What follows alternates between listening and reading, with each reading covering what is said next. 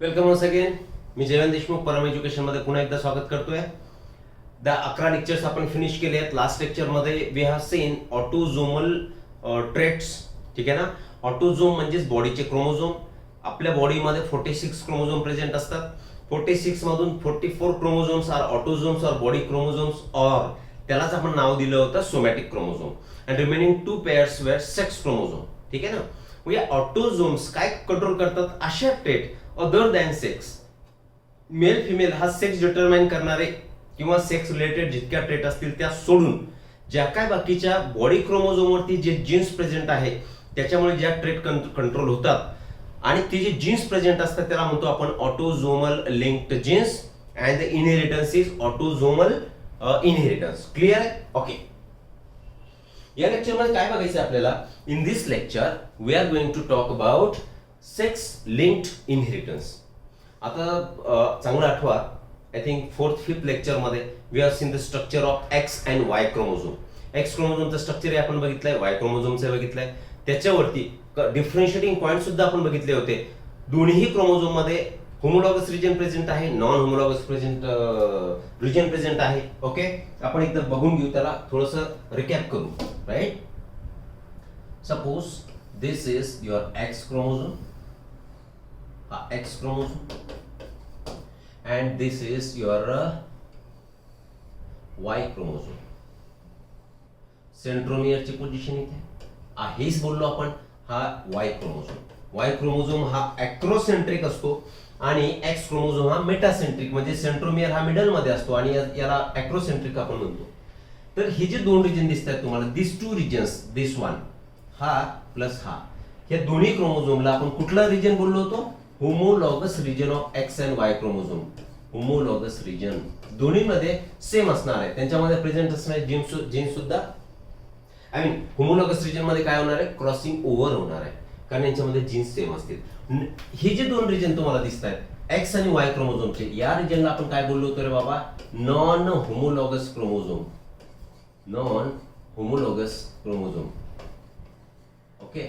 आता इथे सांगितलं आपण कुठली प्रोसेस झाली होमोलॉगस मध्ये? Crossing over, recombination, genetic material exchange takes place in homologous region. आणि नॉन होमोलॉगस रिजन मध्ये there is a no crossing over, परंतु यांच्यामध्ये जे जीन्स प्रेझेंट असतील त्या जीन्सला तुम्ही X linked genes and Y linked genes असं आपण त्याला म्हणतो. What do we call it? We call it as, या रिजन मध्ये इथे लिहून टाकू आपण, X linked genes are present. आणि वाय क्रोमोझोमच्या नॉन होमोलॉगस रिजन मध्ये जे असतील ते जीन्स म्हणजेच वाय लिंक्ड जीन्स. मग या आपण ज्या डिसऑर्डर बद्दल बोलणार, तर हे जीन्स ज्याच्यामध्ये इन्व्हॉल्व असतील आणि या जीन्सच्या माध्यमातून ज्याही डिसऑर्डर दिसतात किंवा जेही इनहेरिटन्स होत आहे, तर ते इनहेरिटन्स आपण आता लर्न करणार. And that is called as sex linked inheritance. काय झालं मग? सेक्स लिंक्ड इनहेरिटन्स हे कोणत्या जीन्सच्या रिलेटेड असणार आहे? It has to do with the genes present in the homologous region of male and female chromosome, म्हणजेच X chromosome and Y chromosome. ठीक आहे. एक्स क्रोमोझोम आणि वाय क्रोमोझोम यांचा नॉन होमोलॉगस रिजन आहे. त्याच्यामध्ये जे जीन्स प्रेझेंट असतील त्यांना म्हणणार आपण एक्स लिंक्ड आणि वाय लिंक्ड जीन्स. ठीक आहे. त्याच्याबद्दल आपण आता बघणार. वेल, तर याला आता जी स्टडी आपण करणार that will be called as sex linked inheritance. काय म्हणताय? Genes located on non homologous region of sex chromosomes are called as sex linked genes. कारण X and Y chromosomes, X and Y chromosome यांचे non homologous region and these chromosomes are sex chromosome. त्यांच्यामध्ये जे genes present असतील त्यांना म्हणायचं तुम्ही sex linked genes. Okay. The traits that are determined by sex linked genes R called as sex linked traits. आता याच्यावरती जे जीन्स प्रेझेंट असतील ते आता आपण काढलं होतं, बरोबर की नाही?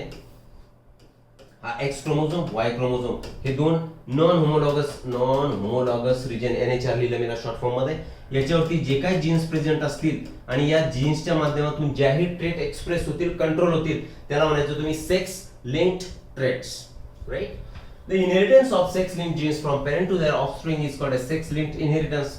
ऑब्वियस आहे, या नॉन होमोलॉगस रिजन मधले हे काही जीन्स आहेत, हे जे काही कॅरेक्टर एका जनरेशन पासून, म्हणजे इथे लिहितोय मी first generation to next generation जर हे कॅरेक्टर ट्रान्सफर होत असतील तर त्यालाच आपण म्हणायचंय सेक्स लिंक्ड इनहेरिटन्स. का सेक्स लिंक्ड इनहेरिटन्स म्हणायचं आपण याला?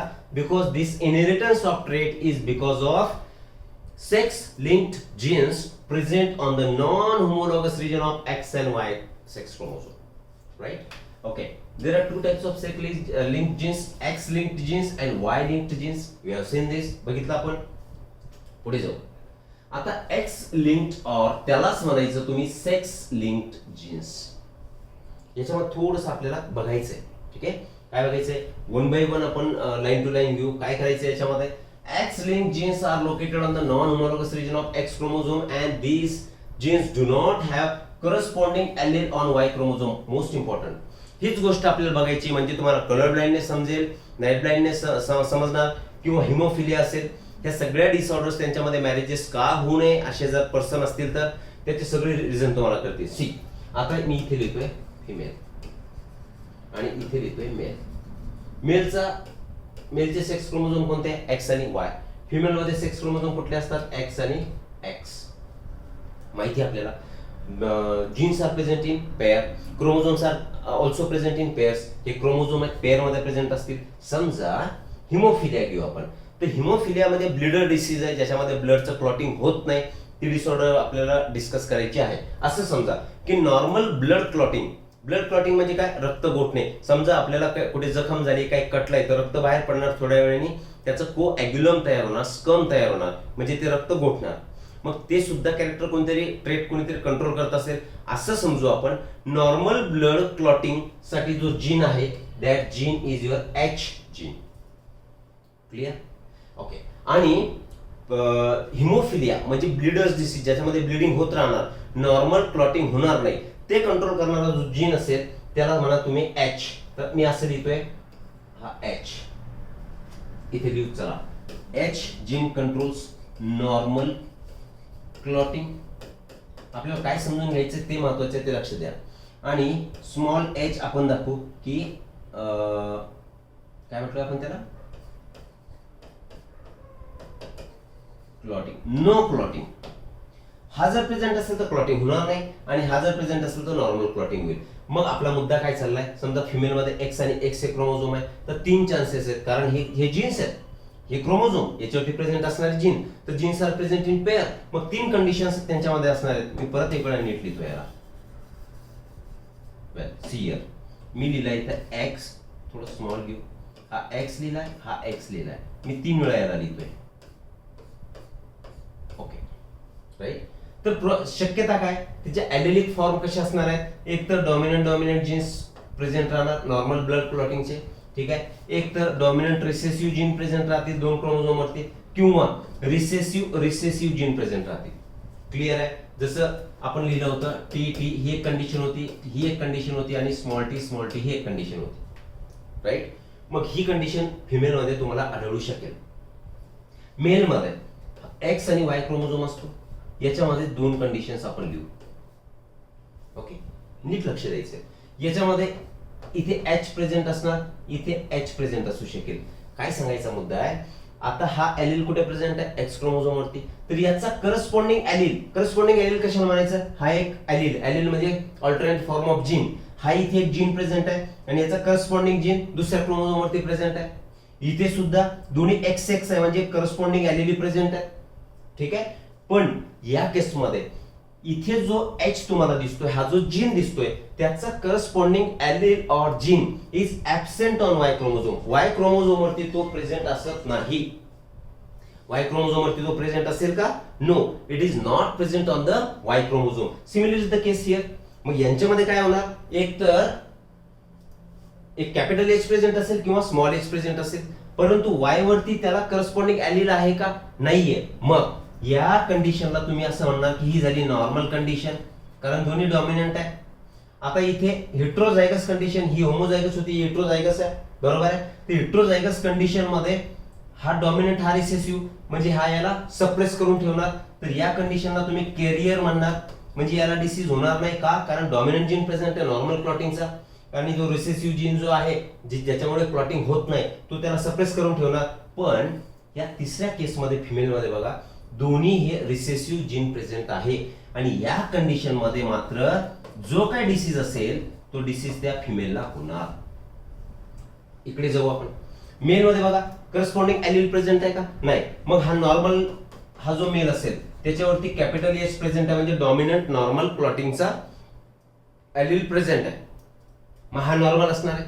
किंवा इथे एच प्रेझेंट आहे पण याला सप्रेस करणारा डॉमिनंट जीन वाय वरती प्रेझेंट दिसतोय का तुम्हाला? कारण वाय वरती त्याचे करस्पॉन्डिंग एलील प्रेझेंटच नसतात. म्हणजेच याला काय होणार आहे? इथे डिसीज होणार आहे. मग मला एक सांगा, कॅरियर हे मेल मध्ये प्रेझेंट असतील का? सेक्स लिंक्ड जीन्सच्या संदर्भात बोलतोय आपण. मेल मध्ये कॅरियर प्रेझेंट नसतात. कॅरियरचा अर्थ हा होतो की त्याच्यामध्ये तो क्लॉटिंग न करणारा किंवा डिसीज करणारा जीन प्रेझेंट आहे पण तो रिसेसिव्ह आहे आणि त्याला सप्रेस करणारा डॉमिनंट जीन सुद्धा एलील मध्ये फॉर्म आहे. म्हणजे जरी त्यांच्या बॉडीमध्ये हा प्रेझेंट असला तरी सुद्धा ते डिसीजचं कॅरेक्टर दिसणार का? नाही. पण जीन तर नक्कीच प्रेझेंट आहे. म्हणून अशा इंडिव्हिज्युअलला तुम्ही काय म्हणायचं? कॅरियर. आणि याच्यापासून मात्र पुढच्या जनरेशन मध्ये हे रिसेसिव्ह जीन ट्रान्सफर होऊ शकतात म्हणून तर आपण त्याला कॅरियर म्हणतो. पण मेल मध्ये ती कंडिशन तुम्हाला दिसते का? मेल मध्ये ती कंडिशन आपल्याला दिसत नाही. म्हणून males are not carriers in case of sex linked inheritance. They are not carriers. ते कॅरियर असू शकत नाही. कारण कॅरियर असण्यासाठी कंडिशन एक डॉमिनंट आणि एक रिसेसिव्ह पाहिजे. आणि आपण सांगितलं एक्सच्या एक्स क्रोमोझोम वरती जे काय जीन्स प्रेझेंट असतील त्याचे करस्पॉन्डिंग एलील हे वाय वरती ऍब्सेंट असतात. इतकं तुम्ही फिक्स लक्षात ठेवा. सगळे डिसऑर्डर तुम्हाला फटाफट समजतील. क्लिअर आहे? ऑटोझोम बद्दल तसं नव्हतं. ओके. तर हे फक्त तुमच्या सेक्स क्रोमोझोम बद्दल आहे. राईट. आता आपण वन बाय वन यांचं काय म्हणणं ते बघून घेऊ. Female has two X chromosome लिहिलं आपण. In female two recessive sex link genes are required for expression of traits sex link trait. त्यांनी सांगितलं की फिमेल मध्ये दोन रिसेसिव्ह जर असतील म्हणजे होमोझायगस रिसेसिव्ह कंडिशन असेल तरच तिला डिसीज होणार किंवा ती ट्रेट दिसणार. Disease is a trait. Particular कोणतं ते नाव घेणारच आहे आपण नंतर. तर ती ट्रेट दिसण्यासाठी फिमेल मध्ये दोन्ही सुद्धा रिसेसिव्ह हवेत. Okay. If one X chromosome carries a recessive gene for sex link trait or defect, its effect is suppressed by the dominant gene present on the other X chromosome. बघा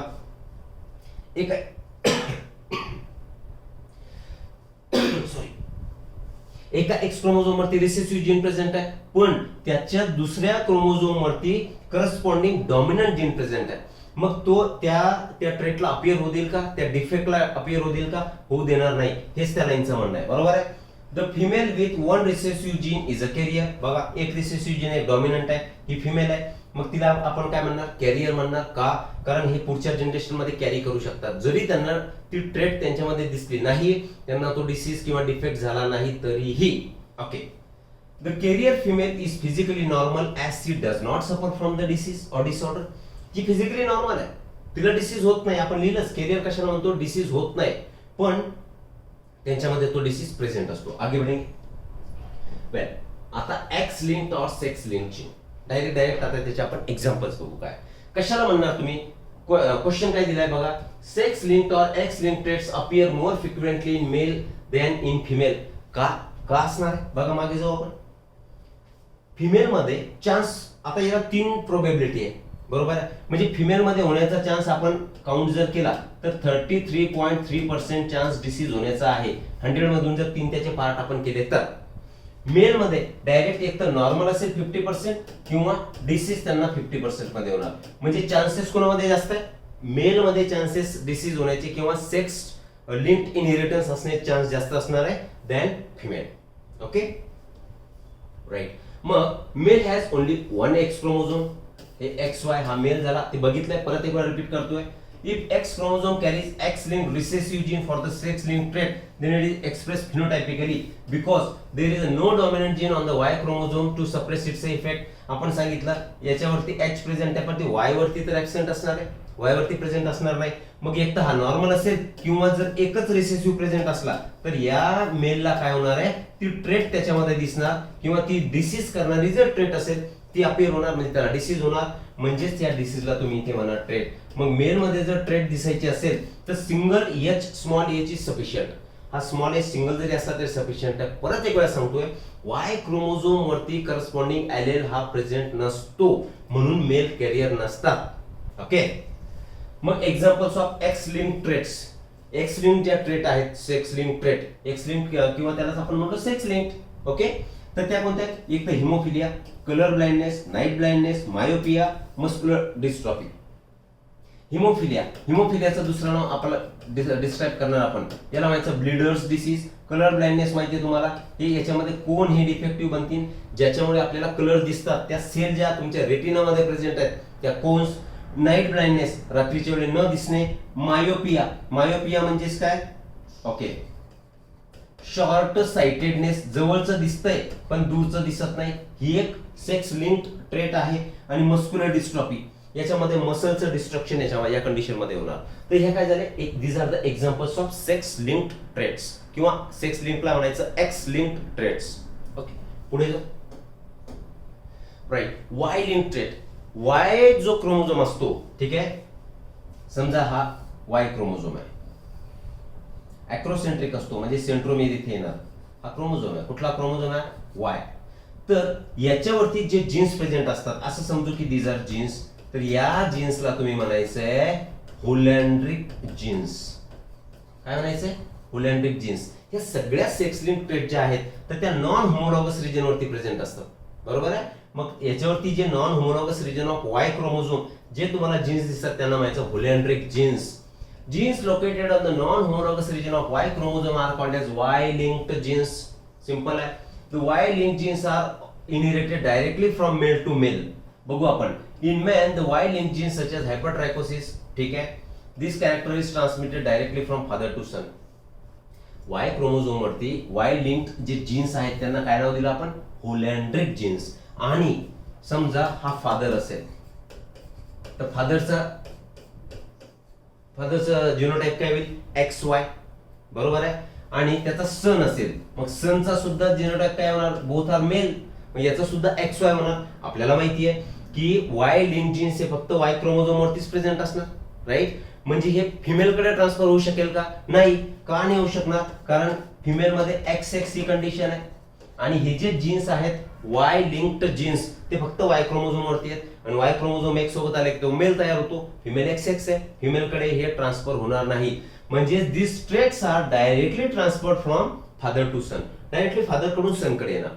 कुठली जी काय trait असेल त्याचं example काय दिलं आपल्याला इथे? हायपरट्रायकोसिस. हे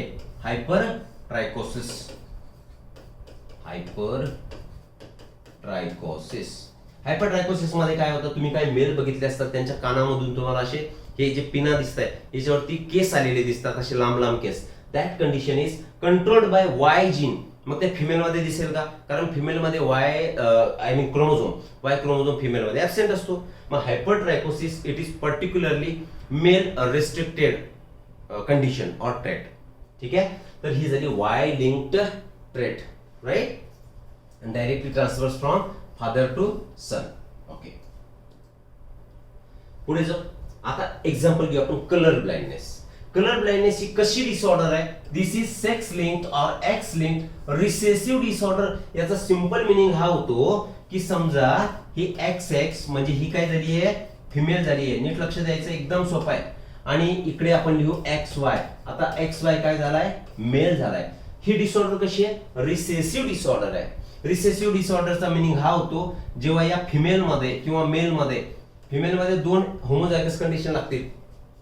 स्मॉल h सोबत लागेल, अगोदर आपण बघितलंय, तेव्हाच फिमेल मध्ये डिसऑर्डर होणार. आणि मेल मध्ये जर एकच रिसेसिव्ह जीन प्रेझेंट असेल, कारण वाय वरती तर ऍबसेंट आहे, तर या स्मॉल h मुळे, रिसेसिव्ह जीन मुळे ही डिसऑर्डर होते. म्हणून याला म्हणणार तुम्ही रिसेसिव्ह डिसऑर्डर. या कलर ब्लाइंडनेस मध्ये होतं काय exactly? Person cannot distinguish between red and green colour. Red आणि ग्रीन कलर मध्ये त्याला फरक कळत नाही त्या पेशंटला. सगळं त्याला कसं दिसतंय? एव्हरीथिंग अपियर्स ग्रे, म्हणजे असं पांढरच त्याला सगळं दिसणार. मग आता रेड आणि ग्रीन हा जर कलर दिसायचा असेल तर आपल्या रेटिना, जो आयचा रेटिना असतो, inner most layer, third layer, okay, त्या लेअर मध्ये काय रॉड्स आणि कोन्स प्रेझेंट असतात. काय प्रेझेंट असतील?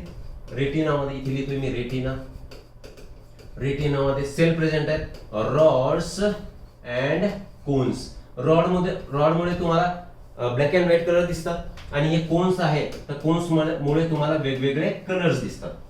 ओके, मग कुठे तयार झाले कोण? रेटिनामध्ये. मग हे कोणचं फॉर्मेशन याच्यामध्ये नीट होत नाही, डिफेक्टिव्ह फॉर्मेशन होणार किंवा फॉर्मेशन होणार नाही. क्लिअर आहे. मग जर कोणचं फॉर्मेशन होणार नाही तर रेड आणि ग्रीन कलर हा तुम्हाला कसा दिसणार आहे? ग्रे दिसणार आहे, म्हणजे व्हाईटच दिसणार आहे. Right. Okay. It is cause due to the recessive X link gene. Recessive X link कसा लिहिणार आपण? X small C. Okay. which prevents formation of color sensitive cell cones in the retina of eye. आपण सांगितलं retina मध्ये हे हे कशामुळे होणार आहे असं समजू आपण. एक्स वरती स्मॉल सी प्रेझेंट आहे, म्हणजे हा रिसेसिव्ह जीन आहे. तर याच्यामुळे काय होणार की हे कोन्स हे डिफेक्टिव्ह असतील किंवा तयार होणार नाही, म्हणून सगळं कसं दिसणार? ग्रे दिसणार. होमोझायगस रिसेसिव्ह फिमेल एक्सी. आता मी एच लिहिलंय, एक्स्ट्रीमली सॉरी, मी इथे एच लिहिलंय कारण कलर ब्लाइंडनेस साठी आपण सी घेऊया. ठीक आहे ना. तर इथे काय असणार आहे? एक्स स्मॉल सी आणि मेल मध्ये काय असणार? X small C Y. Okay. हे फिमेल आणि हे जे असणार आहे तर हे काय असणार आहे? मेल. मग कशाने झाली? रिसेसिव्ह जीन मुळे झाली. होमोझायगस कंडिशन फिमेल मध्ये लागणार तेव्हाच होणार. जर इथे कॅपिटल सी असला तर तो कॅरियर म्हणून काम करेल, मागचा आठवा. आणि इथे एक सिंगल स्मॉल सी असला, रिसेसिव्ह जीन असला तरी मेलला कलर ब्लाइंडनेस होणार. Well, homozygous recessive female X C and hemizygous recessive male, हा मेल आहे.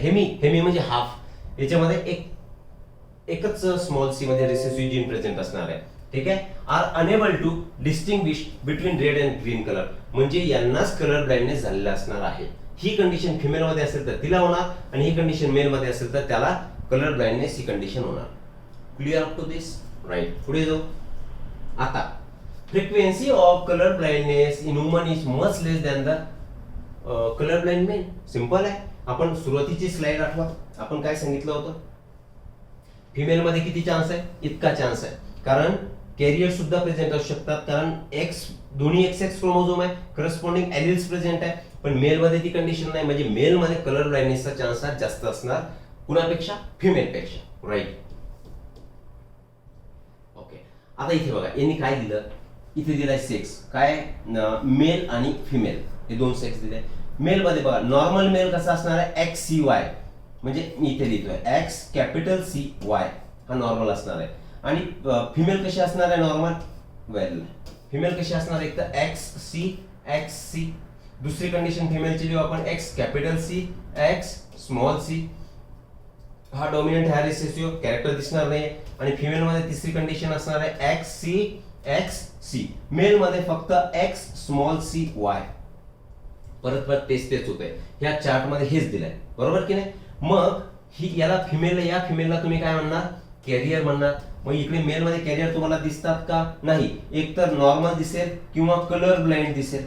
कलर ब्लाइंड आहे किंवा नॉर्मल. इकडे काय? फिमेल मध्ये ही नॉर्मल फिमेल, ओके, ही कॅरियर फिमेल आणि तिसरी कलर ब्लाइंड फिमेल. अशा कंडिशन दिसतील. मग ही याच्यावरून दाखवलं. आता बघू आपण कुठल्या मेलने कुठल्या फिमेलची मॅरेज करू नये, सो दॅट हे त्यांना ब्लाइंडनेस होणार नाही. Inheritance of colour blindness can be studied in the following two types of marriages.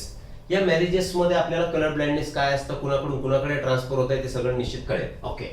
Marriage between colour blind male. आता कलर ब्लाइंड मेलचं जिनोटाइप लिहून टाका. कलर ब्लाइंड मेल म्हणजे काय? X small c capital Y. मेलचं आपण असं सिंबल दाखवतो, हा मेल आहे. ओके, हा male. Marriage between colour blind male with normal female. Normal female कशी असणार आहे बाबा? X c capital C I mean आणि एक्स कॅपिटल सी. ही काय झाली आहे? फिमेल. कशी आहे फिमेल? ही नॉर्मल. कॅरियर जर असते तर एक स्मॉल सी असतं, ही नॉर्मल आहे. आता यांच्यामध्ये मॅरेजेस का होऊ नये, म्हणजे कसं ट्रान्सफर होईल ते आपण बघू. ही कंडिशन कोणती दिसते रे बाबा तुम्हाला? नॉर्मलची. होमोझायगस. मग याच्यामधून गॅमेट किती बाहेर पडणार? एक single X capital C. Homozygous condition आहे. आता हे काही सांगण्याची गरज नाही, राईट. ही हेटेरोझायगस आहे. यांच्यापासून दोन गॅमेट तयार होतील. कसा होईल? एक्स स्मॉल सी, कारण कलर ब्लाइंड आहे, आणि हा वाय. मग यांच्यामध्ये प्रोबेबिलिटी काय? हा याच्यासोबत जाऊन कंबाईन होईल, म्हणजे X capital C X small c, ही एक कंडिशन, आणि एक्स कॅपिटल सी वाय. मग वाय आला म्हणजे हा मेल तयार झाला. हा मेल कसा झालाय? नॉर्मल. का? डॉमिनंट सी त्याच्यावरती प्रेझेंट आहे. हा तयार झालाय तुमचा नॉर्मल मेल. परंतु इकडे बघा, ही कोण तयार झाली आहे? कॅरियर. दोन्ही एक्स आहेत म्हणजे फिमेल आहे. ही तयार झाली आहे कॅरियर फिमेल. कॅरियर फिमेल का म्हटलं आपण? कारण एक डॉमिनंट आहे, एक रिसेसिव्ह, त्याला आपण कॅरियर म्हणतो. मग यांच्यामध्ये जर मॅरेज झालं तर ही कंडिशन येणार. मेल 50-50% चान्स आहे. नॉर्मल मेल एक तर तयार होईल झाला तर, आणि फिमेल असेल तर कॅरियर होईल. क्लिअर आहे इथपर्यंत? Right. The sons have normal vision. हा मेल आहे म्हणजे हा कोण झाला? सन. याला नॉर्मल आहे, नॉर्मल विजन आहे, कलर ब्लाइंडनेसचा प्रॉब्लेम नाही. But the daughter will be carrier for the disease. ही डॉटर आहे, फिमेल आहे म्हणजे कोण आहे? डॉटर आहे. मग ही कशी रे? कॅरियर राहणार. समजलं? मग ही जर कॅरियर आहे, तिच्यामध्ये स्मॉल जीन प्रेझेंट आला, रिसेसिव्ह जीन प्रेझेंट आला, म्हणजे हा नेक्स्ट जनरेशन मध्ये जर ट्रान्सफर झाला तर एक तर कॅरियर बनतील, डिपेंड करेल की मेल कसा आहे. बरोबर ना? एक तर कॅरियर बनतील किंवा कलर ब्लाइंड बनतील. पुढे जाऊ. आता इकडे बघा, कलर ब्लाइंड मेल घ्या. कलर ब्लाइंड मेलला कसं लिहिलं तुम्ही? XCY आणि नॉर्मल फिमेल. हे आत्ताच बघितलं आपण. एक बघा, 50% कॅरियर फिमेल बनतील आणि 50% नॉर्मल सन. इथे जे आपण लिहिलंय की नाही, तर हे पर्सेंटेज किती झालं? 50% कोण आहेत? नॉर्मल सन, आणि 50% काय झालं? Carrier female. त्याचंच एक्सप्लेनेशन या चार्ट मध्ये त्यांनी दिलंय. Clear up to this? 50-50% chance. पुढे जाऊ. Second, marriage between carrier female. लिहा, कॅरियर फिमेल म्हणजेच काय? X capital C, X small c. कारण दोन्ही फिमेल म्हणजे 2XX, तरी आपण लिहून टाकू याला, ही फिमेल. ओके, म्हणजे कोणती फिमेल झाली आता? याला लिहिलं मी इथे carrier female. Okay. And normal male. Normal मेलला कसं लिहिणार? Male is XY. Normal male म्हणजे हा झाला. ओके, मेल कसा झालाय तुमचा? Male is normal.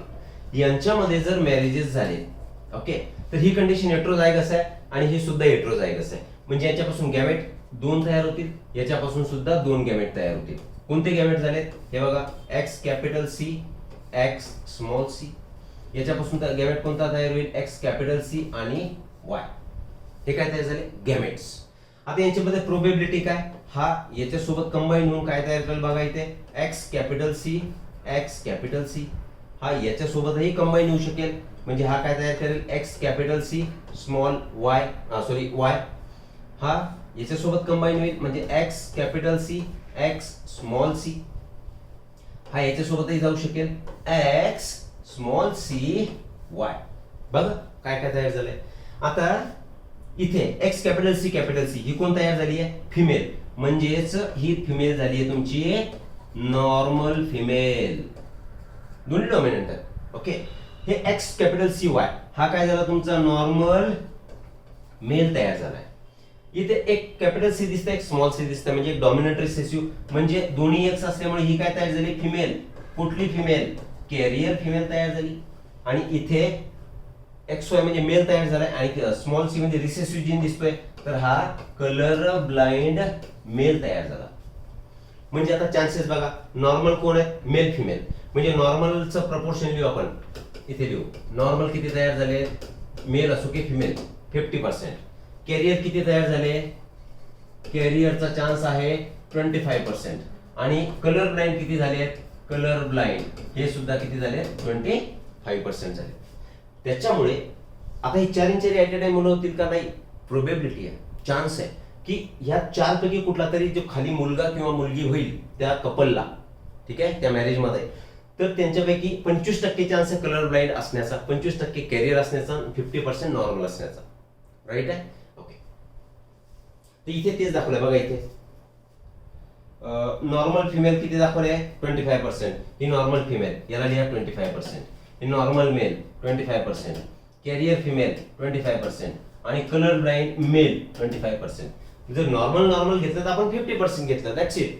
म्हणजे मेल 25% नॉर्मल असणार, फिमेल 25% नॉर्मल असणार, कॅरियर 25% फिमेल असतील आणि मेल सुद्धा कॅरियर 25% असतील.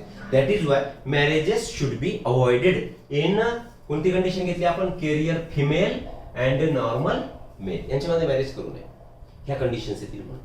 ठीक आहे, पुढे जाऊ. Next, sex linked x linked disorder is your haemophilia. त्या हिमोफिलियाचं दुसरं नाव आहे ब्लीडर्स डिसीज. का? कारण याच्यामध्ये ब्लिडिंग ही स्टॉप होणार नाही.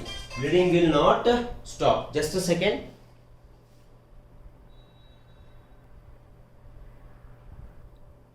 चलो आगे देखते हैं. हिमोफिलिया ही सेकंड एक डिसऑर्डर है. ही सुद्धा कशी डिसऑर्डर आहे, एक्स लिंक्ड रिसेसिव्ह डिसऑर्डर. आणि त्या डिसऑर्डरला तुम्ही म्हणा ब्लिडर्स डिसीज. का ब्लिडर्स डिसीज? ब्लिडिंग होणे समजतं तुम्हाला. ब्लिडिंग होणे म्हणजे रक्तस्राव होणे. एखादा जर कटला तर कंटिन्यू रक्त वाहत राहणार, त्याचं क्लॉटिंग होणार नाही. म्हणजे दिस इज अ क्लॉटिंग डिफेक्ट. ब्लडचं कोएग्युलेशन किंवा त्याची गाठ तयार होणे किंवा त्याचा गोठणे हे होत नाही. म्हणून या डिसऑर्डरला म्हणायचं ब्लिडर्स डिसीज म्हणजेच हिमोफिलिया. मग काय होणार? Blood clotting. समजा ब्लड क्लॉटिंग. तर ब्लड क्लॉटिंग होण्यासाठी, क्लॉटिंग म्हणजे कोएग्युलेशन किंवा रक्त गोठण्यासाठी there is a requirement of clotting factor. काय लागतं त्याला? क्लॉटिंग फॅक्टर्स असतात. किती फॅक्टर्स लागतात हे खरं तर? There are 13 clotting factors in the blood. बरोबर आहे? 13 क्लॉटिंग फॅक्टर आहे. त्याच्यापैकी पर्टिक्युलरली क्लॉटिंग फॅक्टर 8 याला रोमन नंबर मध्ये दाखवतात. रोमन नंबर म्हणजे क्लॉटिंग फॅक्टर 13 लिहिले ना. 1 2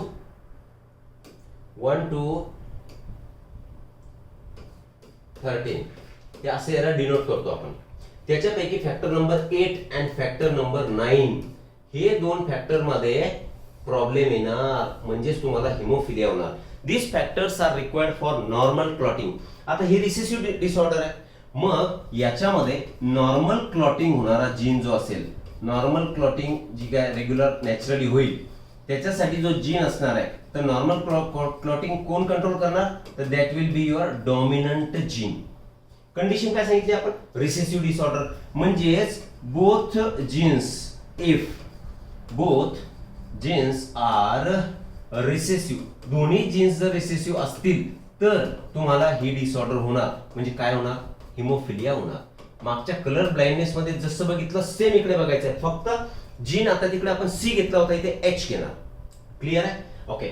the genes for normal clotting are dominant over the recessive gene for haemophilia. Same condition. Okay. Person having recessive gene for haemophilia is deficient in clotting factor 8 and 9. ज्याला haemophilia झाला त्याच्यामध्ये हे factors absent असणार, defective असणार. Factor number 8, factor number 9. चला असे लिहितो मी, 8 and 9 फॅक्टर हे ऍब्सेंट असतील. Even minor injuries cause continuous bleeding, हेच haemophilia is called as bleeders disease. थोडी जरी स्किन कटली किंवा ब्लिडिंग सुरू झालं तर ते स्टॉप होत नाही, म्हणून याला ब्लिडर डिसीज आपण नाव दिलं. ठीक, पुढे जाऊ. Okay, right.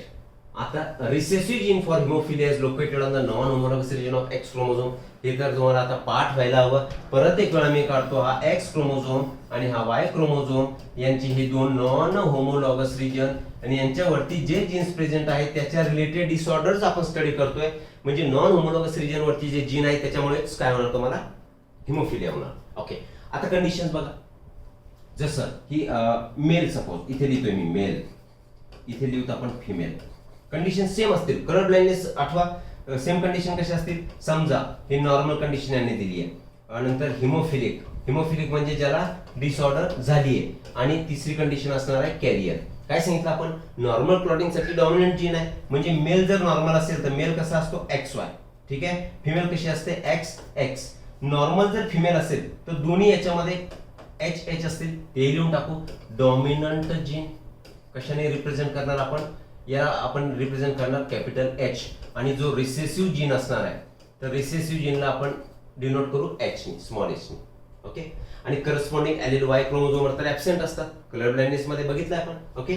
मग इथे XH ही झाली नॉर्मल फिमेल, आणि हा नॉर्मल मेल झाला XHY, कारण Y वरती ऍब्सेंट आहे. हिमोफिलिक मेल जर असेल तर कंडिशन माहिती, एक तर स्मॉल h असणार आहे, Y वरती ऍब्सेंट असतो. हा झाला हिमोफिलिक. ही झाला याचा जिनोटाइप. आणि फिमेल मध्ये कसं असणार आहे? एक कॅपिटल H असणार आहे, एक स्मॉल h असणार आहे. तेव्हाच आपण त्याला कॅरियर म्हणणार. जीन प्रेझेंट आहे पण नॉर्मल पेक्षा तिला हिमोफिलिया झालेला नाही, ती कॅरी करू शकते पुढच्या जनरेशनला. आणि कॅरियर, याच्यामध्ये कॅरियर्स मेल मध्ये कॅरियर असतील का? मग नाही, मेल्स आर नॉट कॅरियर, त्यांच्यामध्ये ऍब्सेंट असणार आहे. आणि जर फिमेल कॅरियर असेल, ओ हिमोफिलिक लिहिलं होतं आपण इथे, सॉरी हा, इथे हिमोफिलिक म्हटल्यानंतर चुकून झालंय, स्मॉल h. आणि कॅरियर फिमेल असेल तर X capital H, X small h. हे ह्या चार्ट मध्ये तुम्हाला दिलंय. क्लिअर आहे? ओके, पुढे जाऊ. Inheritance of haemophilia can be studied with the help of following example. याचं स्टडी जसं कलर ब्लाइंडनेस आपण स्टडी केलं मॅरेजेसच्या मदतीने, हे सुद्धा आपण स्टडी करू. Marriage between the haemophilic male and normal female.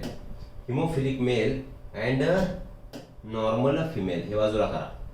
इथे लिहितोय मी हिमोफिलिक मेल म्हणजे ज्याला हिमोफिलिया झाला आहे, हिमोफिलिक मेल. आणि काय सांगितलं यांनी? Normal female. इकडे लिहू आपण नॉर्मल फिमेल. आता ते चार्ट आठवा. नॉर्मल फिमेल कशी असणार आहे? फिमेल मध्ये एक्स एक्स प्रेझेंट आहे. नॉर्मल आहे म्हणजेच काय? दोन्ही कॅपिटल एच इथे प्रेझेंट असतील. Done, right. Haemophilic male, haemophilic male मध्ये एक्स आणि वाय हे क्रोमोझोम आहेत आणि इथे कंडिशन असणार स्मॉल एच. आता नॉर्मल मेलची होमोझायगस आहे. होमोझायगस मधून गॅमेट किती बाहेर पडेल? एकच पडेल. मग याला लिहाते मी एक्स कॅपिटल एच. आणि ही हेट्रोझायगस कंडिशन आहे. दोन गॅमेट तयार होतील, एक्स स्मॉल एच आणि हा वाय. कॉम्बिनेशन असं होणार, हे याच्या सोबत जाणार, बरोबर की नाही? ओके, आता इकडे कन्फ्युज नका होऊ. मी फक्त सिंगल सिंगल होमोझायगस म्हणून सिंगल दाखवतोय. यांनी दोन्हीच्या दोन्ही गॅमेट्स घेतले आणि प्रोबेबिलिटी चेक केली आहे. एकच इफेक्ट आहे दोन्हीचा सुद्धा. तर इथे काय होणार? X small H, x capital H आणि दुसरी कंडिशन असणार आहे एक्स कॅपिटल एच वाय. हा कोण झाला? मेल. ही कोण झाली? फिमेल. कारण दोन्ही एक्स एक्स आहे, इथे एक्स वाय म्हणजे मेल. तर हा मेल कसा तयार होईल रे बाबा? याच्यामध्ये नॉर्मल मेल. आणि ही फिमेल तयार झाली. तर फिमेल कशी तयार झाली आहे? Carrier female. सेम एक्झाम्पल आहे, फक्त डिसीज बदलला आहे. ओके, म्हणजे 50% चान्स काय? फिमेल कशा असतील? कॅरियर असतील. आणि 50% मेल चान्स कसा असेल? तर I mean your normal male असेल तर 50% चान्स असणार आहे. सी यांनी सुद्धा काय सांगितलं? डॉटर जे आहेत फिमेल 50% कॅरियर असतील आणि नॉर्मल सन किती असतील? 50%. हेच आपण इथे सांगितलंय. तुम्ही याला दोन बाजूला करून सुद्धा करू शकता. फक्त 4 असे ऑप्शन तुम्हाला समोर दिसतील, बाकी काही डिफरन्स नाहीये. तर 50% चान्स काय? कॅरियर फिमेलचा, 50% नॉर्मल मेलचा चान्स आहे. पुढे जाऊ. दुसरं, मॅरेज बिटवीन कॅरियर फिमेल आणि नॉर्मल मेल. कॅरियर फिमेल माहिती तुम्हाला, ही झाली फिमेल. कॅरियर म्हटल्यानंतर एक कॅपिटल एच, एक small H, he this is your female. Okay, हिला लिहू आपण, लिहूनच टाकू इथे. ही कशी फिमेल आहे? Carrier female. हे फिमेलचं इंडिकेशन. याचं क्रॉसिंग कुणासोबत करायचंय तुम्हाला? Normal male. नॉर्मल मेल म्हणजे X H Y. This is your male. तो कसा आहे? नॉर्मल आहे. हे त्यांचे जिनोटाइप. मग इकडे हेट्रोझायगस, इकडे हेट्रोझायगस. याच्यापासून दोन गॅमेट तयार होतील कारण कंडिशन हेट्रोझायगस आहे. याच्यापासून सुद्धा दोन गॅमेट्स तयार होतील. काय गॅमेट्स आहेत? X capital H, x small H, x capital H and here it is a Y. मग मेंडलचा लॉ आठवा, राईट? काय प्रोबेबिलिटी आहे? असं होईल. ही एक condition, x H and x capital H Y. हा याच्यासोबत क्रॉस होईल, x capital H, x small H.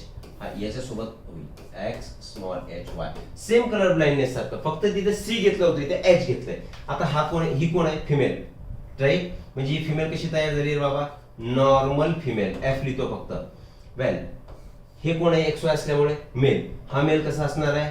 Normal male. हे कोण आहे? फिमेल. पण कशी आहे? Carrier female. कारण एक डॉमिनंट एक रिसेसिव्ह आहे. Carrier female. आणि हे एक्स वाय असल्यामुळे मेल. पण मेल मध्ये डॉमिनंट दिसतो की रिसेसिव्ह? रिसेसिव्ह. आणि एकच रिसेसिव्ह पाहिजे कारण वाय वरती ऍबसेंट आहे. मग हा काय झाला? Your haemophilic. हा काय झालाय तुमचा? हिमोफिलिक. म्हणजे याला हिमोफिलिया होणार. हिमोफिलिक. ओके, चान्स बघा किती किती आहे. नॉर्मल फिमेल असण्याचा चान्स आहे 25%. नॉर्मल मेल असण्याचा चान्स आहे 25%. कॅरियर फिमेलचा चान्स आहे 25% आणि हिमोफिलिक मेल असण्याचा चान्स आहे 25%. म्हणजे हे 100% मधून 25% असा हा चान्स असणार आहे. म्हणून यांच्यामध्ये सुद्धा मॅरेजेस करू नये. हेच इथे सांगितलं. इकडे बघा 25%, 25%, 25%, 25%. Clear to all? Right. Do you know haemophilia? काय सांगितलं? Haemophilia is also referred as the royal disease. म्हणजे खूप असा राजेशाही डिसीज आहे. म्हणजे होणं चांगलं आहे का? नाही. का रॉयल फॅमिली म्हणजे काय? एक राजेशाही फॅमिली. जसं स्पेनमध्ये, जर्मनीमध्ये, इंग्लंडमध्ये जेव्हा लोकशाहीमध्ये तर राजा, क्वीन आणि किंग तिकडे असतात, बरोबर आहे की नाही? तर हा डिसीज त्या इंग्लंड, जर्मनी, रशिया आणि स्पेनच्या कुणामध्ये सापडलाय? त्या फॅमिलीमध्ये सापडलाय in during 19th and 20th century मध्ये. आणि queen Victoria of England who ruled from 1837 ते 1901 was believed to have been the carrier of haemophilia. ही जी क्वीन व्हिक्टोरिया होती ती कॅरियर होती, बरोबर आहे. And she passed the trait on to her 3 of 9 children. तिला 9 चिल्ड्रन होते, त्याच्यापैकी 3 ला हिमोफिलिया हा झाला. म्हणून या डिसीजला रॉयल फॅमिलीमध्ये आढळला, म्हणून या डिसीजला म्हणतात royal disease. Clear up to this? Hope sex linked inheritance तुम्हाला कळाला असावा. परत एक वेळा रिकॅप करू फास्ट मध्ये. सेक्स लिंक्ड जीन्स हे non homologous region of x and Y chromosome वरती प्रेझेंट असतात. एक्स क्रोमोझोम वरती जो एलील प्रेझेंट आहे त्याचा corresponding allele is absent on Y chromosome, म्हणून मेल मध्ये कॅरियर नसतात. मेल मध्ये सेक्स लिंक्ड इनहेरिटन्स होण्याचे चान्सेस हे जास्त असतात, फिमेल मध्ये ते चान्स कमी असतात. आणि why marriages should be avoided we have seen in detail. Clear this? Okay, thank you very much.